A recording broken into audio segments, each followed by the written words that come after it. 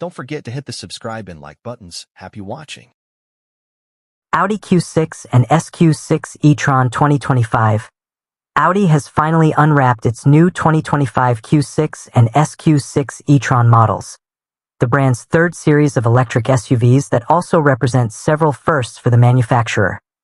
The first Audi models to be built on the Volkswagen Group's scalable premium platform electric, PPE platform, the first EVs to be produced at Audi's Ingolstadt plant in Germany, and the first examples of the brand's new cockpit layout and electrical architecture. Their target is the core of the electric luxury SUV space, where they'll brandish new tech inside and out as they vie for sales with the likes of the Cadillac Lyriq, the Genesis electrified GV70, and the Lexus RZ. Given that we've already seen photos of the new e-Tron's interior and driven camouflaged prototypes, the big news is the reveal of the Q6 and Q6 final exterior design, which is classic Audi. Refined, athletic, and conventionally attractive. A chunky grille, blistered fenders, and dazzling lighting elements front and rear all are present on these cars' two-box shapes. Even sleeker sportback variants will join the lineup later on. While the European market examples we saw featured the brand's latest Matrix LED headlights and dynamic OLED taillights that can communicate with other motorists, for example, by emitting emergency signals in response to traffic conditions.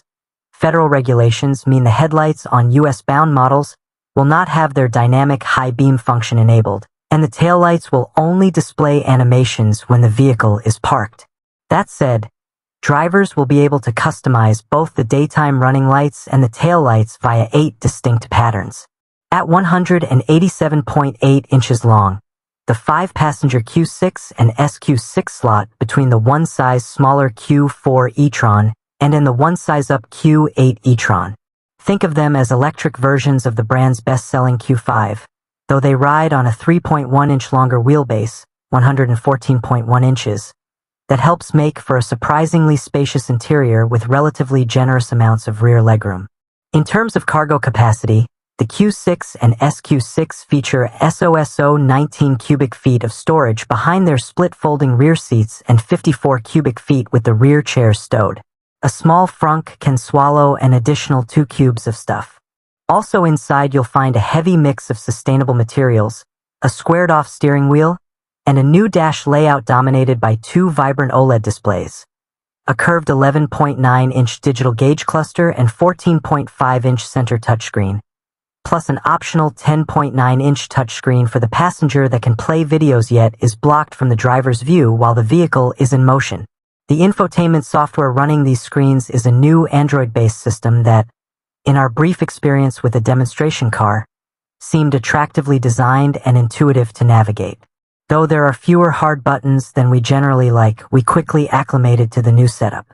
Also on hand for assistance is a new AI voice control that can learn a driver's preferences and patterns.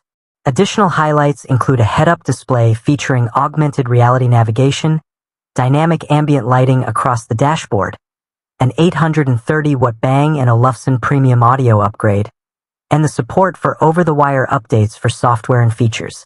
If our prototype drive is anything to go by, these EVs also should be extremely quiet on the road. Of course, a wide range of driver assistance tech will be available on the Q6 and Q6, with cruise control, rear parking assistance, lane departure warning, automated front emergency braking, and driver distraction and drowsiness warnings all standard. An enhanced adaptive driving assistant plus system will be optional and will lean on vehicle sensors, high-resolution map data, and cloud data sourced from other vehicles to help guide these Audis along their way. A single-motor rear-wheel drive version of the Q6 will eventually come to the US as an entry-level model, but the Q6 and Q6 E-Trons initially will launch with 2 motors and all-wheel drive. Combined output is 422 horsepower for the Q6 and 483 for the Q6, with a boost mode temporarily upping those figures to 456 and 510 horses, respectively.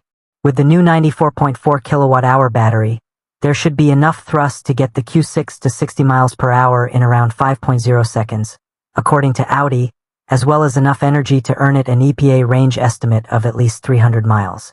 The more powerful SQ6 likely won't go quite as far on a charge, but it will get to 60 miles per hour in a claimed 4.2 seconds. The PPE's 800-volt architecture, which also underpins the new Porsche Macan EV, allows for fast charging at up to a heady 270 kilowatts, provided you can find a station that pumps out that much juice. Audi says that the system can add more than 150 miles of range in 10 minutes under ideal conditions, and that a recharge from 10 to 80% should take around 21 minutes. At stations limited to 400 volts, the PPE software supports bank charging, whereby the system's computer divides the battery in two and charges both halves in parallel at up to 135 kilowatts. While Audi says the Q6 and SQ6 will eventually migrate to a North American charging standard, NACS, plug for easy compatibility with Tesla's supercharger network, they'll initially launch with the more common combined charging system, CCS, connector. A 9.6 kW onboard AC charger is standard for replenishing the battery at home, with a more powerful 19.2 kW unit to be offered later as an option. When on the move, regenerative braking can be adjusted via paddles on the steering wheel through 5 settings, including one-pedal operation and an automatic function.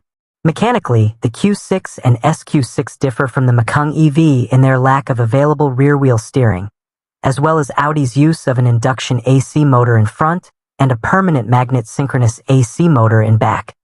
The Macan employs permanent magnet motors front and rear. The Porsche also features a repositioned rear motor assembly that should lend it a slightly stronger rear drive handling balance. Audi's all-wheel drive setup is still rear-biased, though, and the SQ6 will come standard with air springs and adaptive dampers. They'll be optional on the Q6. Will sizes range from 19 to 21 inches, with the SQ6 having standard 20 inches and optional summer tires. For those planning to tow moderate loads, both models will be rated to tug up to 4,400 pounds. Pricing for the US market has yet to be announced. We expect the Q6 E-Tron to start around $66,000, with the SQ6 E-Tron likely opening around $72,000. That's a fair bit more than the Q5 and SQ5, which currently start at $46,495 and $58,895, respectively. But their new features and fast charging capability should make them compelling EV options in a hotly contested SUV segment.